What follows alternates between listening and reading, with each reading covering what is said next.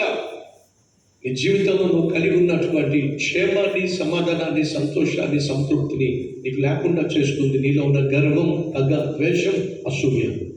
ఎవరి మీద నీకు ద్వేషం ఉన్నా, ఎవరి మీద నీకు పగ ఉన్నా, ఏదో విధంగా వాడిని అణిచివేయాలి అనే తత్వం నీలో ఉంటే అది నిన్నే అణిచివేస్తుంది.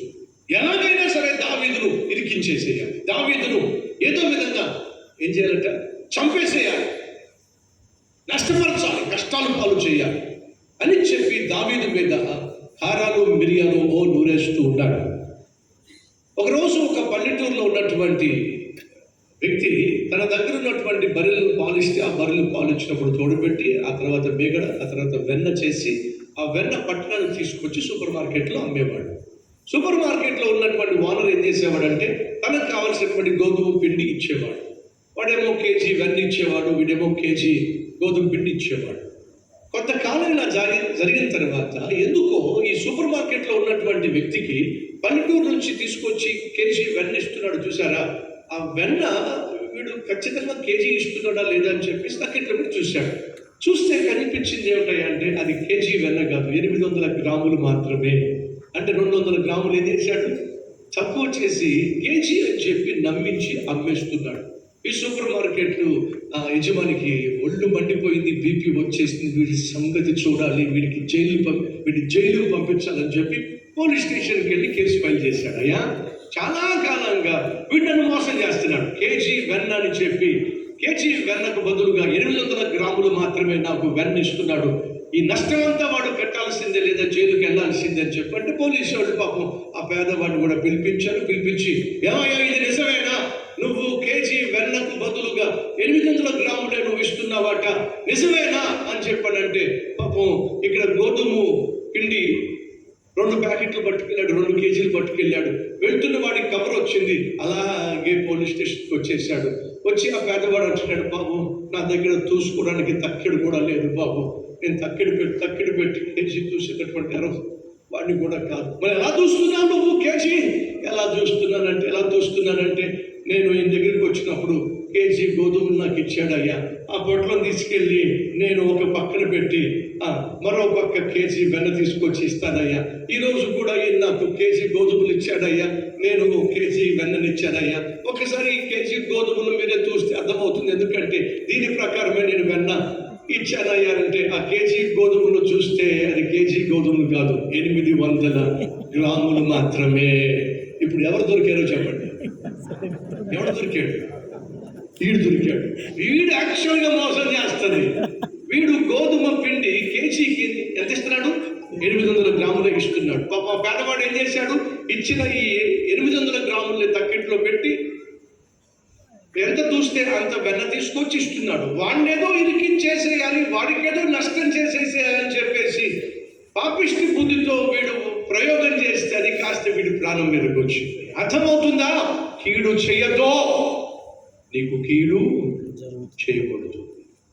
దావీదుకు కీడు చేయాలి, దావీదును చంపేసేయాలి అని చెప్పి దావీదుకు నెమ్మది లేకుండా దావీదు పారిపోయే విధంగా చేశాడు. దయచేసి గమనించండి, 29వ అధ్యాయం వరకు మనం చూస్తాం. దావీదు పని పాపం ప్రాణాన్ని గుప్పెట్లో పెట్టుకొని ఆ అరణ్యంలో ఈ అరణ్యంలో పారిపోవడమే సరిపోయిందండి. దేవుడు చూశాడు.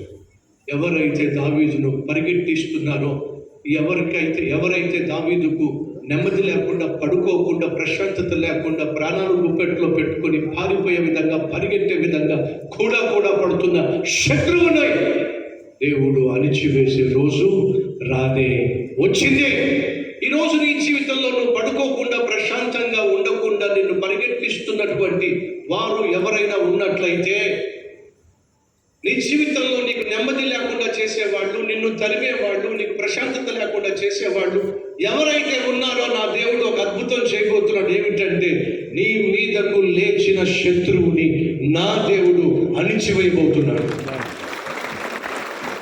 నిన్ను భయపెడుతున్నా, నిన్ను బాధిస్తున్నా, నిన్ను బెదిరిస్తున్న శత్రువుని నా దేవుడు అణిచివేసే రోజు త్వరలోనే రాబోతుంది.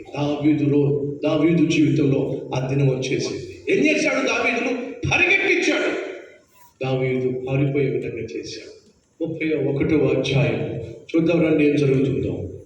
సమూయేలు గ్రంథం 31వ అధ్యాయం మొదటి వచనం. అంతలో ఫిలిష్తీయులు ఇశ్రాయేలీయులతో యుద్ధము చేయగా ఇశ్రాయేలీయులు ఫిలిష్తీయుల ఎదుట నుండి పారిపోయిరి.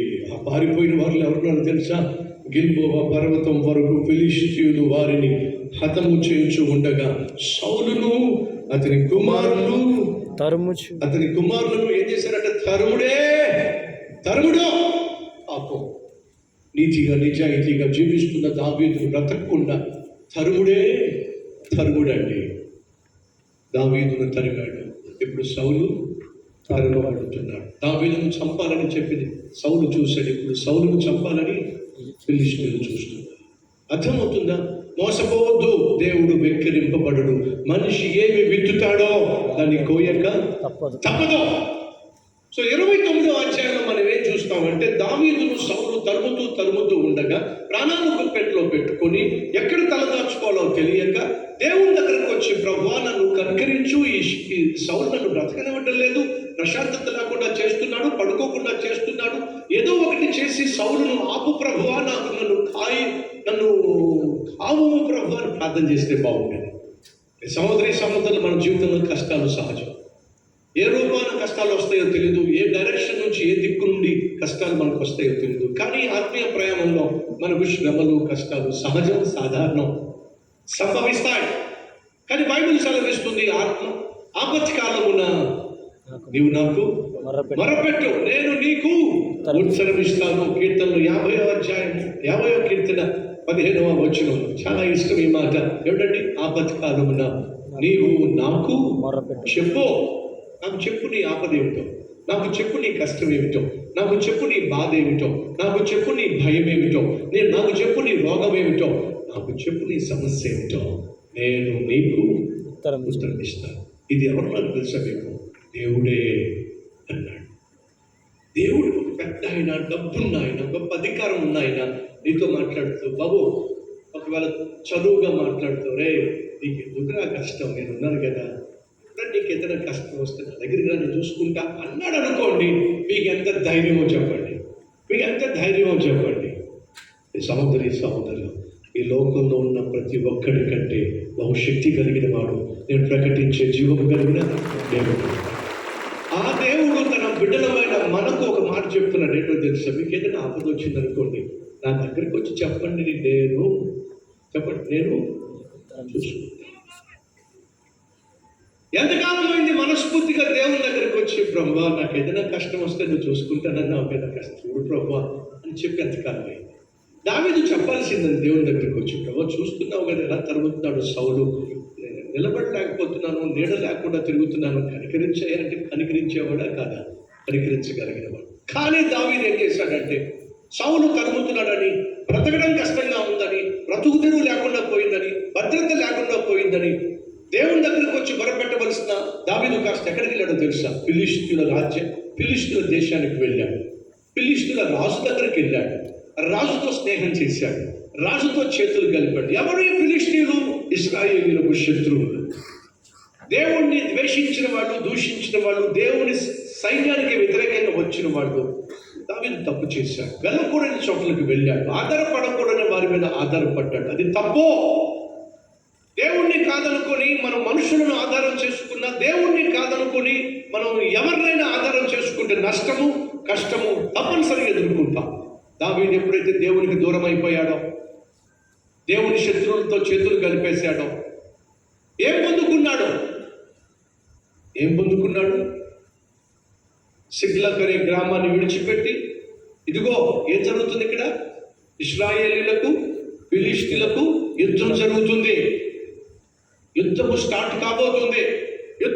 కాబోతున్నప్పుడు దావీదు వెళ్ళి ఫిలిష్తీయుల రాజైన ఆకీషుతో అంటున్నాడు, నీ పక్షాన నేను కూడా పోరాడుతా, ఎప్పుడు యుద్ధం వచ్చినా సరే మాకు ఆశ్రయం కల్పించు చాలు అని అంటే, ఆకీషు రాజు దావీదు మహాయుద్ధ శూరుడు కాబట్టి, ఓకే మా దేశంలో ఉండవు, నీకేం పర్వాలా, మాకు ఎప్పుడైనా కావాల్సి వస్తే సహాయం చేయి అని అంటే దావీదు సహాయం చేస్తానన్నాడు. తీరాము యుద్ధం వచ్చింది. ఎవరి మీద యుద్ధం తెలుసా?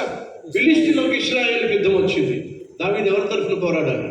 ఇశ్రాయేలు తరఫున పోరాడాలి. కానీ ఎవరి తరఫున పోరాటానికి లేచాడో తెలుసా? ఫిలిష్తీయుల తరఫున పోరాటానికి లేచాడు. తప్పు, దావీదు నువ్వు పోరాడాల్సింది ఇశ్రాయేలు తరఫున, కానీ ఇప్పుడు నువ్వు పోరాడుతుంది ఫిలిష్తీయుల తరఫున. ఎవరికి వ్యతిరేకంగా? దేవుడు ఏర్పరచుకున్న ప్రజలకు వ్యతిరేకంగా. తప్పు కదా దావీదు? ఖచ్చితంగా తప్పు. తప్పు చేస్తే దేవుడు శిక్షిస్తాడు. మనం తప్పు చేస్తే సైతాను మన మీద దాడి చేస్తాడు. దయచేసి వినండి, తప్పు చేయడానికి